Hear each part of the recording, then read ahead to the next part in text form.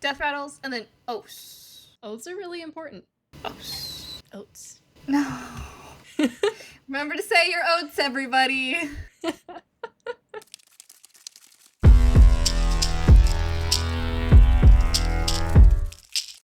Hi, I'm Mel. And I'm Belle. And this is Mel and Belle. Yay! Woo! Welcome to our second episode of Crem-talking Wind and Truth. And we are actually talking about the book this time. But we are only focusing on the prologue. One thing at a time, okay? One thing at a time. One thing at a Baby time. steps. It is a massive book. It is a tome of a book. Please note before we start that this is going to be full spoilers for all of the Cosmere. We are not holding back on anything, except for what we haven't gotten to yet in Wind and Truth. Which is basically the whole book at this point. Like you said, it's enormous, so we will get there. One step at a time. We will get through the tome. As we get started, I thought we'd do a refresher course of a few people and topics so that we can make sure we're starting off Wind and Truth on the right foot, that we know where we are, we know who we're talking to, and we know what's going on, because it is so much information. Yeah, honestly, I'm kind of excited because I feel like when I read, sometimes I don't feel like opening the Coppermind to figure out who's who, so I just go for it and try to figure it out as I go along. So it's kind of nice because I feel like I'm just going to read, understand the prologue a little more because, you know, I have you to tell me who's who. Yes, because unlike you, I live on the Coppermind. And I just want to give a huge thank you to everyone who works so hard on updating it. As I was preparing for this, I was so impressed with how it's so updated, even through Wind and Truth, to where I had to be careful to make sure I didn't add anything that would be a spoiler to Belle. So thank you, Coppermind folks. You do a great job. And we're super grateful for it because it helps us to create content like this. Thank you. So without further ado, I just want to remind us of a few things that we should always be doing when it comes to reading any Cosmere book. Yeah! Okay, so when reading a Cosmere novel, these are the things you want to be on the lookout for at all times. First would be Cosmerians in disguise. So that could be your Kandra, your Lightweavers, your Sleepless, which is especially important in the Stormlight Archive, right, Belle? Every Kremling is suspicious. It's just like the whole world. I mean, Kremlings are all over the place. It feels really weird from an author, like, writing standpoint to be like, let me just point out this specific Kremling. I'm just saying, they're all suspicious. I mean, that's true, but every once in a while I go through and I wonder, like, could that just be, you know, the equivalent of a Rosharan cockroach just scuttling on by? You know, okay, this is valid, and I think I do actually use Brandon Sanderson as an example sometimes to be like, sometimes a Kremling is just a Kremling. But, you know, I sometimes it's not. Just sometimes it's not. Sometimes. And the other example would be dragons, potentially, which we should be learning more about in the new book that's coming out, Isles of Emberdark. Will we talk about that one? Maybe. Let's finish Wind and Truth first. One thing at a time. One thing at a time. One tome at a time. Ah, those ones won't be as big. If they're anything like the other secret projects, where they like 500, 600 pages, which is still a lot, I'm realizing. The other thing that we're going to be looking at are capitalized words, which is very important when it comes to any Cosmere novel. Yeah, I do appreciate you pointing that out, because sometimes you move forward, you're just like, oh, it's capitalized, whatever. Especially because the first time I read these books, I audiobooked them. Mm. And when you audiobook them, you don't notice all the capitalized words. Yeah. You wouldn't know. And reading a Stormlight Archive novel, we also need to be looking out for a few important things that are specific to Roshar, specific to this series, and that would be death rattles and oaths. I love me some death rattles. They're so interesting, and we're going to talk about a couple of them today. They're everywhere. They're either on, like, the start of the chapter, in the middle of it. They're everywhere. And this book in particular, I'm really excited about these death rattles that we've heard so much of, they're gearing toward the true desolation. And here we are at the climax of this series, or at least the first half of the series, and hopefully we get to see some of these death rattles come to life. Death rattles, and then oaths. Oaths are really important. Oaths. Oaths. No. Remember to say your oaths, everybody. So for the Wind and Truth prologue, we also want to keep in mind these two things. Number one, there is a reason that Gavilar is so clueless. You know what reason that is, Belle? I do. The Stormfather is not a reliable source of information. Did you just read that off the slide? Yes, but I didn't know it. Look, I will argue with this here of like, from this slide alone, seems like you don't really like Gavilar, and I get that. I get not liking Gavilar, but I wouldn't say he's entirely not clueless. He just doesn't know as much as the rest of us. He's a storm wagon. That's number two. Yeah, he's a big, fat storm wagon. Yeah, I can't argue with that one. One of the first things I wanted to talk about here, just as a recap, and also just understanding some basics that we really need to know for the prologue, but for the whole book, right, is where we are in the Cosmere. Of course, we are on Earth, or as I like to call it, Roshar. I did my best on the slide to try to make it look like Roshar, or at least my interpretation of Roshar. All of these slides, all the things that I came up with here are all just like my interpretation of these places. We also have Braze and Ashen. Belle, do you remember where Braze and Ashen are? They are not planets. Are they planets? They are planets. They are okay, I guess that's cool. Because, you know, Braze is basically like Roshar's hell. It's where all of their bad people go to. Not bad people, all of their dead people go to. Is that not right at all? No, kind of. It is right. So that's exactly why we're doing this, right? To clarify these types of things, because you do understand, like, Braze is where the fused go when they die. Yeah. Brazed is where the Heralds go when they die. Wait. Sorry. I know we're 5 books and like 5,000 pages in. Does that mean the Stormlight Archive technically is about more than one planet? Yes. Yes, it Feels like cheating. It's about 3 planets. Okay, so I don't know what Ashen is. Okay, so Ashen is the planet that the humans on Roshar originated from. Okay, I didn't know about Ashen. Yes. And that's okay, that makes sense. That one you need a skull and crossbones because it no longer exists, right? Yeah, so that one in my interpretation here, I made it like just like a tan color because in my mind it's barren. Not livable. We know it's not a spoiler to know that humans came from another planet, and that's all I'm going to say about that, because hopefully in this book we're going to get a little bit more detail and background on that whole story. So it's just really important to understand these 3 planets. That we have Roshar, where our main story is happening. We have Braze, which is the place that our fused and our heralds go to when they die, and where they're tortured.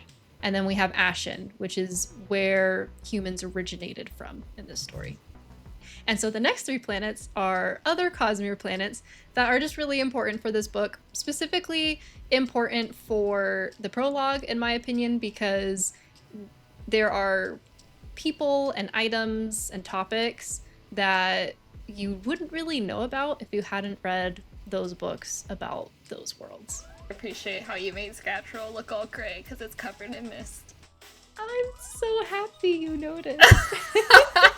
I thought you would appreciate that. So, Scattrel, we have Thaidakar, the Ghost Bloods, and any mention of metals, because, you know, that's their magic system, is they run off of metals.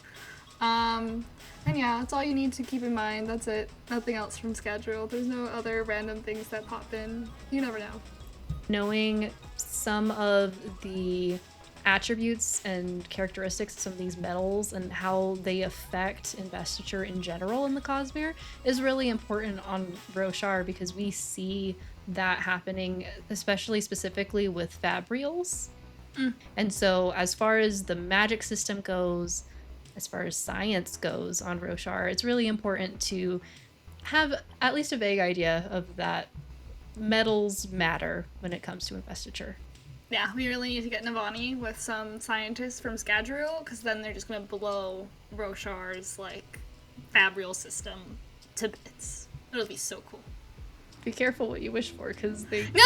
definitely blow to bits. Oh, wait. Oh, yeah, you're right. They can't literally blow to bits. I thought you were about to be like, be careful what you wish for, because it might happen. And be like, Mel, is that a spoiler? Mel. No, I was just thinking of the Lost Metal when you said that. I was like, yeah, bits. Yeah, they do. I also probably was thinking about that. Scadrial's a rough place. It's a rough place to live. It's a rough I place feel to like be. all these planets are rough places. It is about to be like, Cell is also a rough place to live in. Well, thank you for the little introduction to The transition? Cell. You're welcome. The transition. So Cell's important, right? Because that's where Elantris is set on Cell, and where Elantrians come from, and it's also where Seons come from. Oh, merciful Domai. So Belle, what are Seons? They're little orby, glowy things, and they're filled with investiture, and they have personalities. I would say that Seons are similar to Spren. Yeah. Because they bond similar to the Nile bond. They bond to their, not Radiant, they're Elantrian, right? Or they bond to their investiture user. And the last planet we have is Nalthis. Which really, we're only here for Vasher. The prologue mentions Vasher because Vasher is a scholar who helped Gavilar obtain Void Light. He also made Nightblood. He knows what he's doing when it comes to creating things with investiture. We know, though, that Vasher's other name on Roshar is Xyle. He's kind of been a mentor to Kaladin. And there have been times where Kaladin didn't have anyone to talk to, and Vasher was there. Another important note, Vasher is the first character in the Cosmere to actually curse. Just saying. Just putting that out there. It's important information. He did. Was it when he called Wit a stormwagon hole? Yeah. It fits Vasher. It fits the character. Vasher. Yep. Okay. Let me preface this. These are not the only important people in the prologue.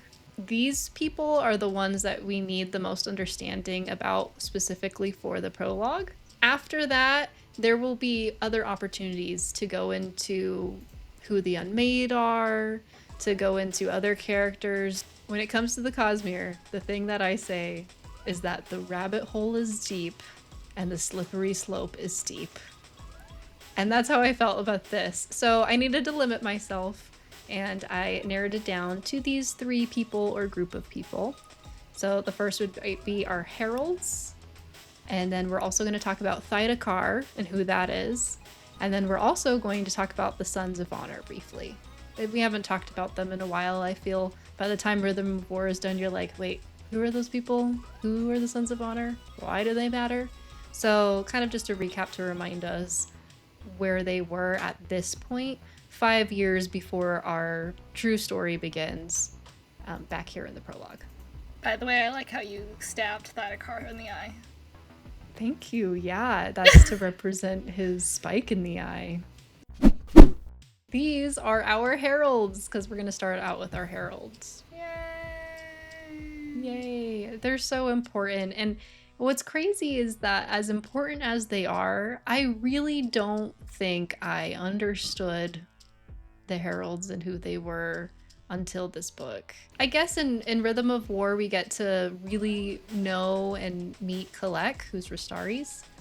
But until then, we get tidbits, right? We get Nale is a prominent figure in Edge Dancer. Shalash comes in and out. We always hear about Talm and how great he is. feel like when they curse, they say Ishar or like Jezreel a lot.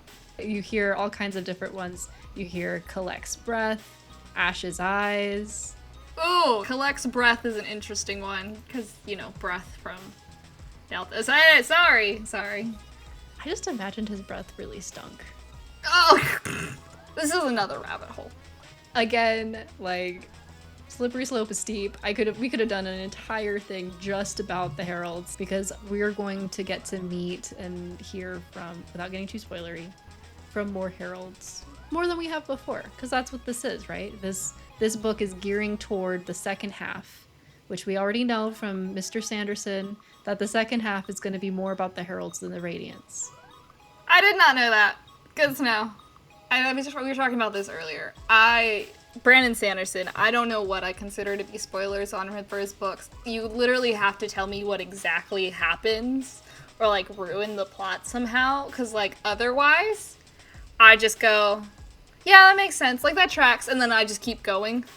Like, oh, okay, we're just gonna focus on the Heralds later. That's fine. I don't know if that's really a spoiler, if that's just telling us where it's gonna go.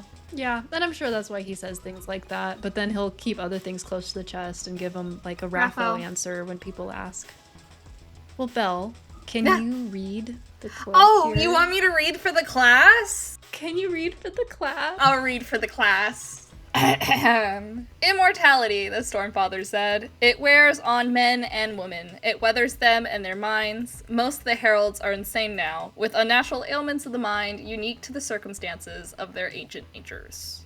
Yeah, so my question when it comes to this quote, and this came from the prologue, is whether or not that's really true across the Cosmere. When it comes to immortality, there are a lot of figures in the Cosmere who seem to not be losing their minds the same way the Heralds are losing their minds. I mean, I think the interesting distinction here is I don't know if the Stormfather is entirely wrong in what he's saying, in that he specifically quotes, he just says immortality wears on men and women. Like, it weathers them down in their minds.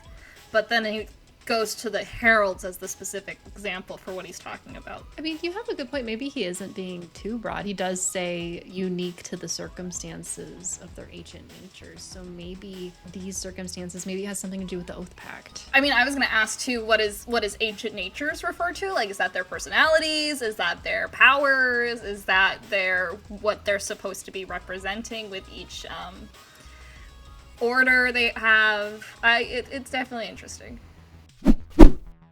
So I wanted to talk about 4 of these Heralds. And the first is Nale. Oh, Nale, buddy. Ah, buddy. So Nale is really important. He is the Herald of Justice. He is over the Skybreaker Order.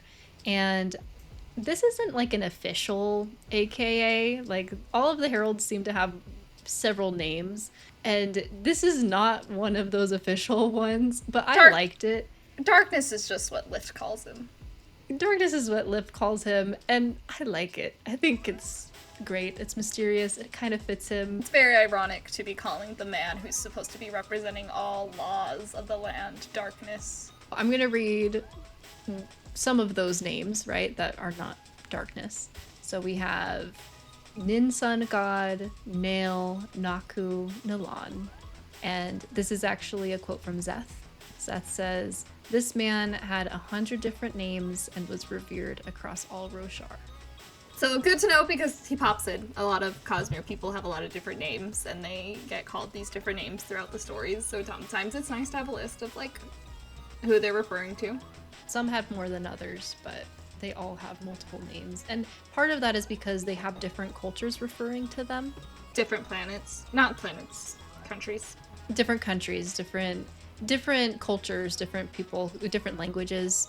So in this example, we have Szeth, right? And so Szeth's telling this quote, and the first one he thinks of is what he grew up knowing this herald as, and that is Nin Sun God. And that's how they refer to him in Shinovar. Tell me about these other quotes you have here. Going off of the topic of his name being Darkness, when Lift refers to him, I have a quote here from Edge Dancer, but I just want to make it apparent that until the end of Edge Dancer, Nale was trying to prevent the desolation by murdering any budding radiance that he heard of or ran into. And so that whole book, and even before that book, he was hunting after Lift. And so, she calls him Darkness because she sees somebody in the dark behind her all the time and feels like she's being followed. And when they finally have their big moment, he says, "I failed weeks ago. I knew it then. Oh God, God the Almighty, it has returned." He's talking about the desolation. "I wasn't always like this. I am getting worse, aren't I? It's true." This, of course, is about 6 years after where we see him in the prologue. A lot has changed. In the prologue, he was not even at the point of murdering Radiance. He wasn't thinking that was going to happen. He was hoping that the Sons of Honor wouldn't successfully bring back Radiance and bring back the desolation. Because he has the whole plan of basically what they thought of in Rhythm of War at the end, where you use the Void Light to capture the Voidbringers and destroy them. A lot of these heralds kind of break my heart a little bit. They wanted to do the right thing. I think that they had trauma over and over and over again with these desolations, being sent back to Braze, being tortured, and then doing it all over again, failing, watching people die, watching Radiance die, get killed again, and just that cycle over and over again. I think that they were so desperate to just find something that would stop this desolation from happening again. Yeah, I think this might just be because Restares and Nale are like friends, or they just got history, but I think it's always interesting. I feel like all of the heralds really wear their feelings on their sleeves. And so it's kind of really obvious to see what they're thinking in those moments and what's going on, and then also just like seeing their deterioration. Herald of the Week, Kalak. Yes, Kalak. It's also written Kalak with an E as well. Yeah, I've seen that one. And so you'll see like Kalak's breath, like you said earlier. Yep. So this is Restares. We know Restares. This is Restares, and we know Restares from the end of Rhythm of War. Well, not just the end of Rhythm of War, but once they get to Everlasting Integrity, he's the judge. So the first quote we have here is from that moment in Rhythm of War when we discover that Restares is Kalak. He just kind of goes off on them, talking about the Oath Pact and like where he stands on it currently, which is basically giving up on the world, which is why he's in Lasting Integrity, because he is hiding from everyone. Exactly. And so this quote, he's actually talking to Adolin here, and he tells Adolin, "Boy, you're doomed. You realize that, right? Tanavast is dead. The Oath Pact is broken somehow. The only thing left is to try to get off the ship before it sinks." Super hopeless. Oh yeah, which also explains why he's in Lasting Integrity, because he's probably trying to use Shadesmar to world hop to another world. But they can't do that, right? Because he's a herald and he's connected magically to Roshar, so he can't go far, like his immortality stops working or something like that. Yeah, he's bound to Roshar. For whatever reason, it seems that the heralds and the radiants are all bound to the Rosharan system. And it's interesting the implications of Odium also being bound to the Rosharan system at this time. I mean, that might be why, but heaven knows that everyone in the Cosmere is very grateful. So we know that part of why he was hiding in Everlasting Integrity is because he was hiding from the Ghostbloods, and he was hiding specifically from Thaidakar. And it's interesting in this prologue to learn that he's been hiding from Thaidakar for years. And that Thaidakar has been wanting information from him for a long time. And so we have a little excerpt from the prologue where it says, "What is it that he, Thaidakar, wants from you, Restares?" And this is Gavilar asking. And he tells Gavilar, "Secrets. I know where she is hidden, where her soul is. Ba Edo Mishram, granter of forms, their other god, the one who could rival him, the one we betrayed. I feel like that quote right there just gives so much information. In just the prologue, like, wait, hold on. You know where her soul is, so she's hidden somewhere. Okay. She's the grantor of forms. Okay, that means something to the singers and listeners. Their other god, whose other god? The listeners? And she's the one who could rival him. Who is him? And then they betrayed her. So there's just every sentence in that quote I felt was like a ton of information all at once. Yeah, if you want me to get a little literary here, I feel like a lot of emphasis is placed on the we in that last sentence, especially because of that ellipses beforehand. It creates a pause, which then causes you to emphasize the we betrayed. And I just think it's really interesting that Restares is including himself in this. He himself is responsible for what happened. Or at least he holds himself responsible. That's a really good transition to the next quote, because part of Kalak's thing, part of Restares' thing, is that he feels super responsible for everything happening right now. He says it over and over and over again. When I was looking at his Coppermind page, like almost all the quotes were about him talking about how he failed. He's a very miserable character. You know what, actually? I think thinking about it, I just realized he's a will shaper, and I guess that makes sense. As a will shaper, as someone following Kalak is my herald, I just connected. No, that makes sense, because I feel like there is a certain level of, like, I can control and I can change the world around me that I feel like will shapers inherently have, and so that works really well. And honestly, if we're gonna go back earlier to the idea about, the heralds are going crazy, and maybe their specific circumstances they're going crazy according to their order, Kalak latching on so specifically to his own personal attributions and what he does to the wider world could be part of the craziness. I think that's really insightful, Belle. I will say a little joke. I think Restares would be fantastic at like having conversations and like fights and things, because I know they say when you're like having an argument with your partner, you should always use I first language, and I just feel like Restares would be like, I did this, I feel like this. I just feel like that's what that reminded me of. Sorry. No, that's great. I love it. Restares would be a good boo to have. Nah. He takes all the credit for everything. He always is the one in the wrong. It's his fault. You ready for the next herald? Yeah, is it a herald? Oh, it's a herald! It is a herald. We've got this one and one more after her. Okay. So this herald is Shalash, our Lightweaver. You'll notice her face is all scratched out. That's because she's always destroying images of herself. It's interesting that you say they're kind of losing their minds in a way that's relevant to their order, because Lightweavers are all about creation and drawing and making something out of nothing, and she is destroying any images of herself. It's interesting. Oh man, you're just solidifying my idea. This is a death rattle here that we have, and it says, a woman sits and scratches out her own eyes, daughter of kings and winds, the vandal. Ooh,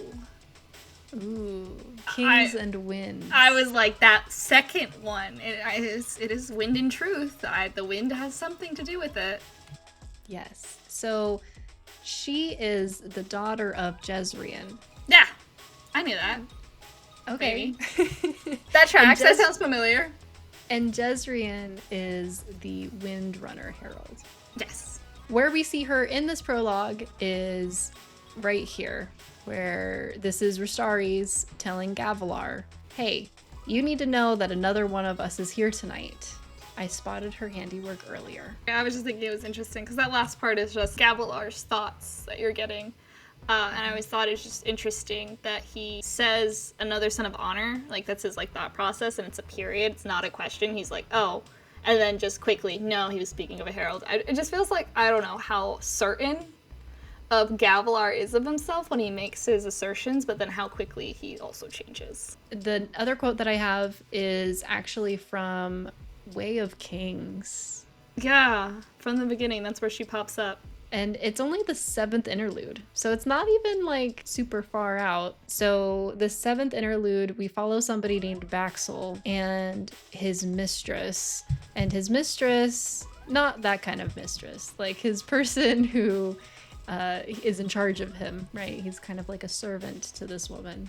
And she regularly goes out and destroys paintings, and they don't understand why. It's interesting. She's a little crazy. She's a little violent. She is a little violent. Yeah, destroying. It is the opposite of Light creation. weaving. Right. So that brings us to our next herald, who is the herald of destruction. Yes.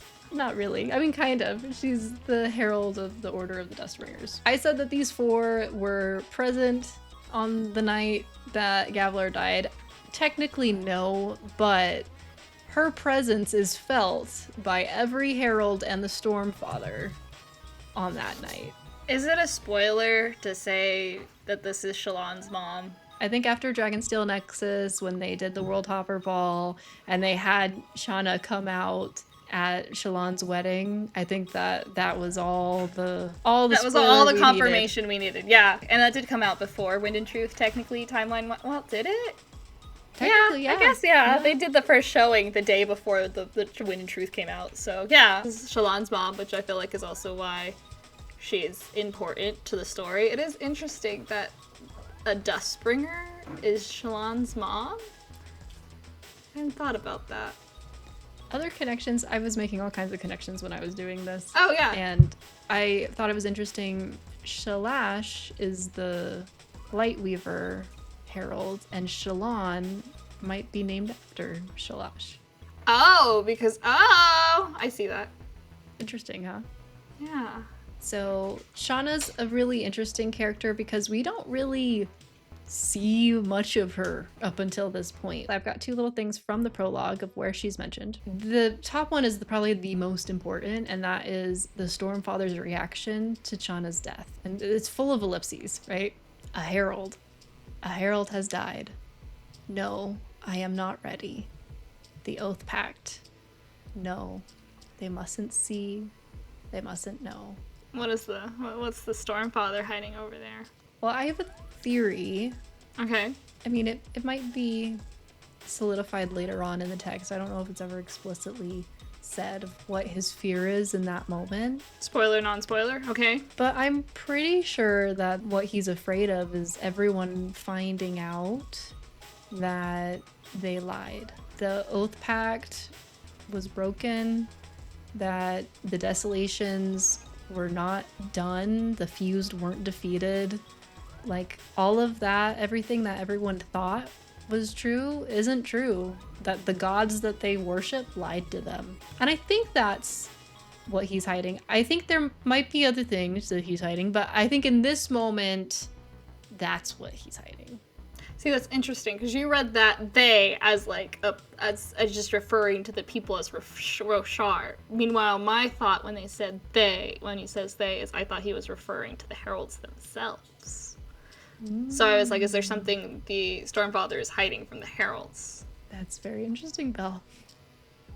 Okay. I don't like the way you're saying that. I trust nothing. I'm just gonna hum like pattern. Just lies. I would say I feel like this information is good to have too, just because I feel like you get a little more characterization. For example, in the next quote, which is from the prologue, Chanarach, Gavilar describes her as like a soldier, and talks about her blade and like her flaming red hair, which flaming red hair is Shallan's mom. But I think it's interesting that she's a soldier because I feel like that makes sense of like there's got to be a certain kind of person who tries to kill her daughter, and I think it's only one with like only a soldier could do it. Belle, I just had a realization. Okay. So, you know how we're talking about how each of the heralds, as they lose their minds, they're losing their mind according to their order. Yeah. Right? And doing weird things according to their order. Okay. So the Dustbringer order is pulling things apart, destroying things, kind of the antithesis to unity, right? And when she loses her mind, she creates a family. She decides she wants to live a normal life and she wants to have connections to people close to her. She wants to get married and have babies and do the whole family thing. Interesting. Because you gotta be crazy to have a family.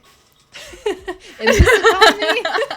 Another place that we see Shauna, because there aren't very many, right? No, up until this book, is the story of Fleet. So that's an interesting little thing there. I don't think, if I remember correctly, I can't remember of another herald that's mentioned in that story. Or any of, like, Wit's stories. And I mean, like, in some ways that kind of grounds that story to Roshar. The storm would also. Honestly, that kind of, I feel like, solidifies that story almost in reality. You know, if originally we thought the heralds were just, like, mythical or, like, part of their religion, and then they turn out to be real and have, like, be alive and have actual impact on the story, you kind of gotta ask yourself, is, like, Fleet actually a person? Mm-hmm. Is this a real story kind of thing? Anyway, something to think about, as Wit would say. Ah. Oh, so, this guy. Yeah, so who is Thaidakar? Ah! He's Kelsier, he's leader of the Ghost Bloods. He's called the Lord of Scars, which I do have my note written down of, like, I think this is the prologue is the first time I remember hearing him being called the Lord of Scars, but I did audiobook most of Mistborn, so I might have just missed that. So it'd be great to know why he's called the Lord of Scars. But I do know why he's called the Survivor. Well, I have an answer for you. Yeah. So he's called the Lord of Scars because his arms are full of scars. That's it? Yeah, in Mistborn, so we know that he was a survivor of the Pit of Hathsin. Yes. And the Pit of Hathsin is a kind of like a mine that people would be sent to go and retrieve metals. Do you know which metal? Oh, no. I'm pretty sure it's atium. So they're going to retrieve atium, right? Yeah, sure. Yeah, I don't ask me. I everything sounds familiar. Mistborn's the next series that I will reread, but your girl's got a lot of books ahead. I'm excited for that. So he's called the Lord of Scars because his forearms, are covered in scars from reaching in the Pit of Hathsin to obtain metals, and when you pull your arm out, it would scratch up and leave gouges and scars over time. So it's kind of cool that something that like carries on. It sounds so like mythical and like crazy, but that's also just like a really simple answer. So that's Thaidakar. So that's Thaidakar. He started the Ghost Bloods. Again, we could go down a huge rabbit hole with just Thaidakar, just the Ghost Bloods, no, all you know that what? good stuff. We'll save that for Mistborn. No, you know what? Only thing you need to know. Thaidakar, Kelsier, whatever you want to call him, he is a Stormwagon in his own right. Almost as much as Gavilar. You like him at first. You like him. I feel like it's hard not to like him. I remember when I first started reading these books and I was reading Mistborn. Yeah. At the end of that first book of the Final Empire, I remember telling our dad, yeah, I think Thaidakar, or I think that Kelsier is a bit of a sociopath. And Dad just laughed and he said, remember that. Not wrong. Remember that, Mel. Remember that you thought that. Like, okay. That's funny because I told Dad specifically about Kelsier is I read the Storyline Archive first. And so when I got to Mistborn, I was like, Kelsier just feels like Kaladin, but Kaladin's too depressed to do anything. Kaladin's not a sociopath, though. But, I mean, at the same time, I think all Scadrians have to... They've got tough skin. It's a rough place to be. Look, man, I had a good argument at the time. Don't ask me what the argument was. I will remember it one day. Well, I think that you probably compared it to, like, in terms of leadership and having a person to rally around. Yeah, he's got a lot of similarities to Kaladin in that he has the capability of having people come to him. I think it was also like a character thing of like Kelsier feels like a very similar character to Kaladin. Like you said, they're kind of put in the same circumstances, but I feel like while Kaladin has his oath to stop him from doing things, or, his own morality that he follows, Kelsier does not.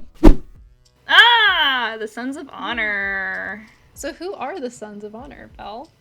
So they're a secret organization tasked with bringing back the Heralds and also putting the Roran Church in power. Back in power. Yeah, you got it. So yes, thank you for reading my slide. You just should have put a slide in front of me, man. I'm gonna read it. No, that's what it's there for. It's awesome. I am glad to bring this back because the Sons of Honor is something that I had forgotten about. For sure. It was important when we were in Words of Radiance. Yeah. I think, and Sadeas and Amaram and that whole situation, right? In trying to refound the Knights Radiant. So to bring that back, it's definitely a callback. And it is an interesting thing to point out that really at the end of the day, they were all about putting the Vorin Church back in power. We can talk about why you forgot about the Sons of Honor, which is really simple in that they failed. Like, I feel like with Gavilar's death, like, they start to fall apart because there's no clear, order of who's in charge. I know Amaram tries to take charge and bring him back. He shows up being like, oh, the Sons of Honor are basically just like the new Radiants. And he shows up with his Radiant cloak and we all hate him for it. So there's that. But I feel like once Amaram is killed, like, you don't really hear much about the Sons of Honor. And then especially after, like, Sadeas is gone, like, it just feels like they are more important to the past of the story than they are to the story itself. And they're a good thing to remind us of. Gavilar was kind of using the Sons of Honor not really for their purpose. I don't think he really cared too much about bringing the Vorin Church back into power. I think he cared more about the first part, which was bringing back the Heralds, because he wanted to be a Herald, right? Yes. Is what we learn here. And it's interesting too, he looks back longingly on the relationship that he had with Navani and Ile and Sadeas and, like, getting the whole band back together. I think in a way this may have been that for him, or it may have played a part. I do appreciate your description of the Sons of Honor. It's just Gavilar getting the band back together. Getting the band back together. It's true, we could just have that as the slide. I thought it was an interesting thing to remind us too that Taravangian was also part of the Sons of Honor until he left and created the diagram. He basically created his own Sons of Honor because he created the diagram and created the diagram followers. But they didn't care about putting the Vorin Church back together either, right? They were more focused on protecting themselves. Taravangian takes care of Taravangian, and he takes care of the people close to Taravangian, right? Yes. He takes care of Kharbranth and his family, and after that, who cares? The world could fall apart, but he needs to take care of his own. Yep. Now we're actually going to get to the prologue and talk about the things we've noticed, the questions we have, kind of what happened. Yeah, and we'll just go in order. So I think we have questions first. We'll do the questions, and then I have notes, and we were just going to go page by page with the notes. What was Gavilar's plan, and why did he fail, Belle? What was Gavilar's plan? Gavilar's plan was that he wanted to become a herald, and because he wanted to be immortal, and that's literally all he cared about. I don't know if we get really much on why he wanted to be immortal. I feel like it's probably got something to do with his hubris. He's just so full of himself, he just believes he needs to live forever. There's a little lie he tells himself, and maybe even he tells the Stormfather, and maybe even tells himself of, like, wanting to, like, ensure the safety of his people, all that stuff. But his plan was just to become a herald and then figure out how not to go crazy. And my man, that's not how that works. It's just, I don't know. In my mind, when I was reading this, I was like, okay, well, this is part of why he failed. Was because I feel like he is so busy paying attention to what's currently happening. He's not really looking at next steps. Like, one of the things he says, I wrote it down, is like, so many knives to keep balanced perfectly on their tips lest they slide and cut Gavilar. So he's only really watching things immediately in his vicinity to make sure he doesn't get cut, because he's juggling so much he doesn't look that far off into the future. And I feel like that's his issue, is he, one, doesn't look out to the future, but two, doesn't think to ask, like, what about other questions? I don't know. We called him clueless earlier, and I think that's because, you know, he just has a lot of assumptions of, like, Thaidakar shows up and he's like, a light weaver? And I'm like, all right, man, we know Vasher is from another planet. So your first thought when you run into this dude who glows and it turns into a magical orb and has a thing stabbed through your eye, your first thought is he's a light weaver and not some other realm of I don't know? Yeah, he's like a culmination of things from different planets at that point, right? Yeah, so I just feel like, I don't know. He just makes a lot of assumptions. I feel like earlier, too, when we were talking about his stuff, was just that period conversation where he, like, asserts himself and correctly changes. It's just, he's just so assertive, so full of himself. He's just so prideful that I feel like that's his downfall, is he doesn't think he can fail, and that's what he does. Stormfather does a good job of calling him out on his reasoning, because he's like, what's so bad about a desolation? We'll just go to war. Like, well, what's your plan, Gavilar, once you become a herald? What are you gonna do? He's like, well, I'm just gonna keep dying. I'm just gonna die, go to Braze, come right back. I'm not gonna withstand any torture. I don't need to. The greatest glory is war. And it's very interesting when the Stormfather says, that's your religious conditioning. And so, you know, for somebody who didn't care too much about bringing the Warren Church back into power, he definitely believed in that part of Warrenism, that heaven is war. He also has a conversation in one of his conversations where he talks about that, and he brings up Sadeas, and I was like, I love how even Gavilar didn't trust Sadeas. Of, like, one of the knives he had to keep balanced was Sadeas from turning on him, and I was like, very smart of you, because let me tell you, man, things happen. Another thing that I wanted to talk about is Taravangian's revelation that he has in one of these exchanges here with Gavilar. So a lot of these death rattles that we've seen that have already come true up until this point are about some of our main characters. And some of these main characters go on to be Radiants. In Taravangian's case, more than a Radiant, right? A vessel for Odium. When he hears Gavilar saying something that later Dalinar says quite often as well, he realizes that's exactly what his mother said when she was on her deathbed, dying of tumors. As he's holding her hand at her deathbed, she speaks these words right before dying. She says, I stand before him, above the world itself, and he speaks the truth. The desolation is near, the Everstorm, the night of sorrows. My opinion, I mean, I don't think it could be about anybody else, but I think that death rattle is talking about her own son and his point of view, standing before Gavilar, and Gavilar speaking the truth. I think so. I don't know. I think it's interesting because, like, the question then is, like, who is him? And I feel like you could very directly draw a line and make an assumption and say it's that. I feel like that's the point of that scene, too, because, you know, Taravangian's, like, goes on to be like, no, I believe you. You want to know why? Do you believe me? Like, where did you hear those words? And then, you know, Gavilar tells him about the Stormfather, and he hears things and visions and things, and Taravangian's just here for it. Because, you know, he's been studying the death rattles, or, like, he had that moment with his mom. So, I mean, there's an interesting conversation to be had about, like, how the death rattles work within the story themselves and, like, the plot. Because I feel like a lot of times they provide information to the readers with what's going to happen, or even foreshadowing. But in this instance, it's, like, literally the characters are using them.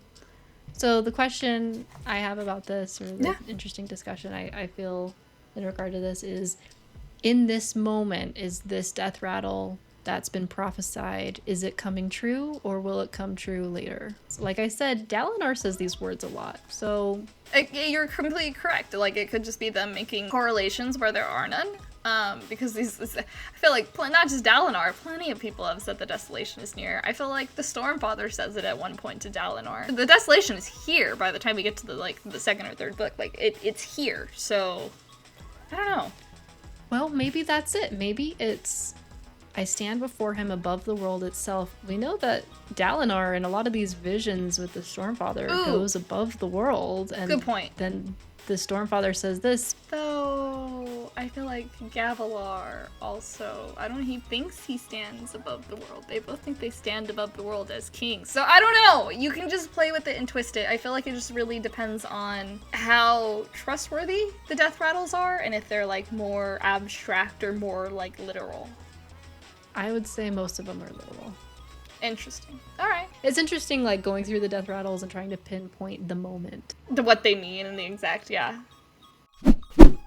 Why was the Stormfather searching for a champion? And what did he mean by champion? I think that that's interesting because until Rhythm of War, I don't think we really care or think about a champion, right? No. Like, that's interesting, specific terminology. And this is 5 years before the Stormlight Archive begins. I don't have an answer here. I saw this question and I was looking through. I did write down one of his answers. I think this is probably where you pulled this quote from. But the Stormfather says, opposition is sometimes needed. You will need someone to fight if you become champion. Which I think is the Stormfather saying, like, yeah, bring on the desolation because, like, if you're going to become champion, you need someone to fight. But then, yeah, you're right. The question is, why does he need a champion? That's literally acknowledging that, like, you're not going to have a champion if the desolation doesn't happen, if you don't have opposition. This doesn't...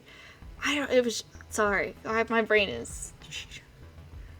Yeah, so that's part of my thing, too. In my notes, I had written, like, champion. What does he mean? What does he mean by champion? Does he mean, like, a champion against Odium? Does he mean a vessel? Does he mean a radiant to bond to? Who is he really looking for? What does he mean by a champion? But that's interesting in regards to thinking of like what the Stormfather wants out of Gavilar versus what Gavilar wants out of the Stormfather. Of like, we know Gavilar wants to become a herald, but we also want to infer from future what happens in the books later that, you know, the Stormfather wants someone to bond. And that's two separate things. Does he want someone to bond? Toward the end of this prologue, he swears he is never going to trust another Colon again. Gavilar's on his deathbed, tells Seth to write to Dalinar to find the most important words. And the Stormfather hops in and is like, nope, don't bother. I'm not going to talk to him anyways. And like you said, he does. I feel like it's a good question. I feel like Dalinar changes. I feel like the world changes, and I just, you get to the point where just like, who else? Who else if not Dalinar was the Stormfather going to bond? So I have a theory. Okay. I think that there is a phenomena happening where when you're near a radiant, that you're near a ton of investiture, kind of like a, let's go deep into Cosmere stuff, but think about like gravity, okay? You have a planet, you have something, and then it has gravity and it pulls other things closer. Okay. You're looking at me like I'm nuts. Not what I read Brandon Sanderson for, but I am well aware that this exists, and this is a conversation to be had. It's why you're here. It's why I'm here. So if you think about it similarly, investiture may act similar to gravity, right? Where as you have more investiture, you can attract even more. So I think that there's a thing going on where when you find somebody who's radiant, the people close to them are more likely to also bond to Spren, to also speak the words. One of our first radiants being Shallan, right? Her mother's a herald. That whole family's got something weird going on magically. There's a good chance that maybe that could play into it. Or you have Kaladin, right? Obviously there is no coincidence that all of his Bridge 4 buddies became squires. Almost all of his Bridge 4 buddies became squires and also bonded Spren and became radiants. I think that it's an interesting thing that Yasna was attracted to Shallan and Shallan to Yasna, and they were both radiants of a close order. There's all of these different things. Kaladin might seem weird, right? That where did Kaladin come from? We know that Tien was a Lightweaver. Wherever they pop up, they kind of seem to pop up in pockets. I have two thoughts. Okay. One, I think it's funny that Sanderson has an in-universe reason for why people are special. I just feel like it's a thing within books. Like it's like the chosen one, and it feels like, when you're reading the Stormlight Archive specifically, when all of these people start popping up with powers and it's all the ones we're focusing on, it's like that question of like, okay, so why is every single colon like a radiant? Like, that's a thing. It just feels like everyone's very special because they're our main characters and they need to be special to have something to let we focus on. I mean, you can get into like, you don't have a story otherwise, I get it. But I just think it's funny that it has an in-universe reason for why. And then two, I mean, that sounds really fancy, but also I always understood, like, that happening because all of Bridge 4, like, they were just around. Bridge 4 got noticed because Kaladin was there, so it was just about, like, their vision and what they were seeing. So I feel like the Stormfather started focusing on Dalinar because, like you said, he was just within the realm, so he was just within the realm of sight. And so the Stormfather was like, oh, you know what, actually, he's not a bad idea. That might be convenient for us, actually, to just the whole family. Dalinar spoke the words. He did speak the words. And he wasn't coached into them. No. That's true. That's valid. He wasn't. So in some ways, if he speaks the words, and the words have to be accepted, and the only bondsmith sprint around is the Stormfather. Is the Stormfather. In some ways, the Stormfather almost didn't quite have a choice. Because the Stormfather's around, and a bondsmith spoke the words. He did not like Dalinar to start with. But I also, then why was he around showing Dalinar the visions to start with? That's a very good question. Maybe we can explore that more. Because that, like, this question is, he swore he wouldn't trust another Kholin again. What changed? Did Dalinar do something that impressed him somehow? One of the things I wrote down is I wrote down what Gavilar was saying when he referred to the Stormfather. And he just, like, it didn't know his deepest thoughts, his deepest plans. For if it did know his heart, it wouldn't be working with him. And I think it's interesting because it is referring directly to the Stormfather. And I'm pretty sure in other moments with Dalinar recognizes the Stormfather and uses, like, he, him pronouns. So it's one of those things of, like, Gavilar is seeing the Stormfather as just, like, a thing. And isn't giving the Stormfather the respect he deserves. While I feel like Dalinar, on the other hand, is able to see him more as maybe not a person, but as, like, an identity or like a power, like he has a respect for him.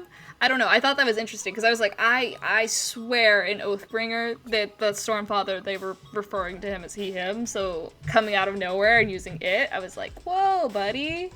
Whoa. Preferred pronouns, please. It shows his attitude about them, and I just feel like that's one of those things that, like, differs from Gavilar to Dalinar, and might be why the Stormfather started to feel like maybe he could talk to Dalinar while he couldn't talk to Gavilar.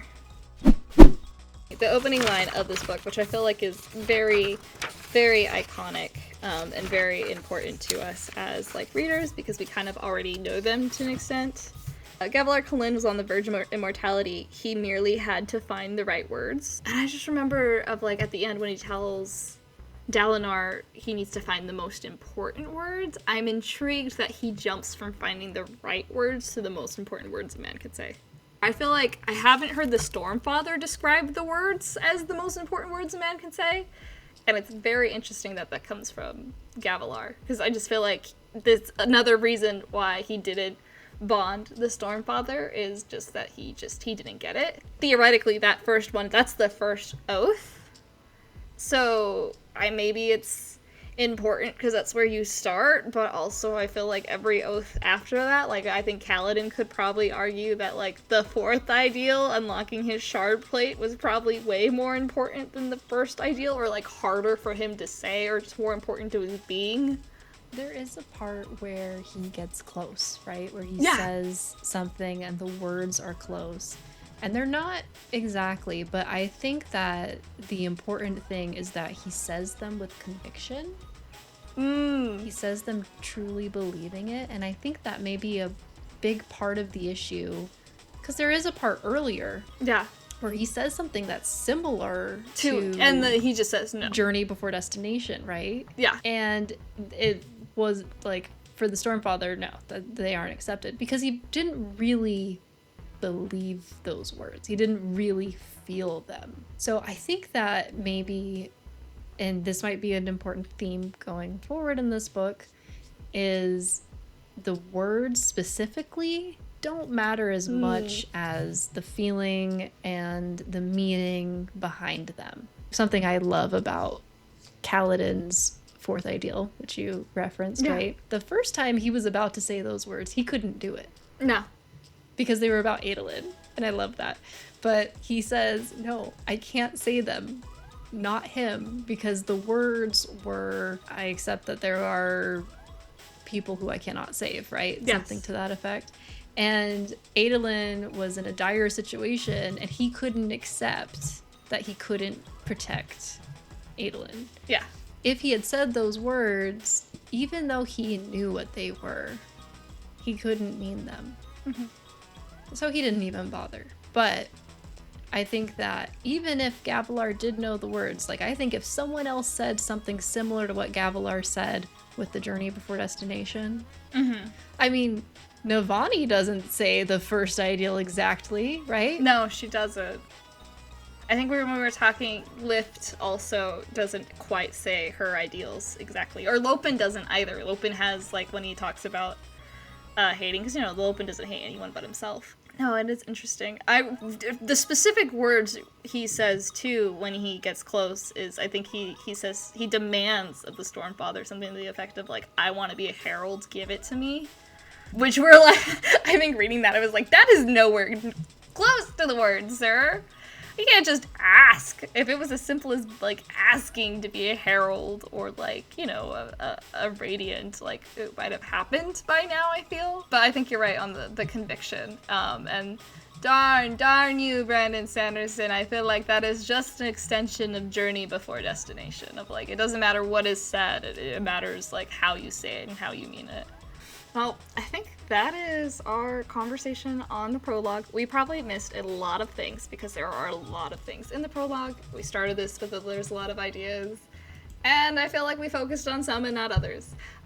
So if, you know, you guys have ideas or you got comments about things, like, let us know in the comments because, you know, we're always here. Continue the conversation. I want to hear those ideas. We'll hopefully see you next time. In the meantime, read books. Drink water. And be you. Bye. Bye.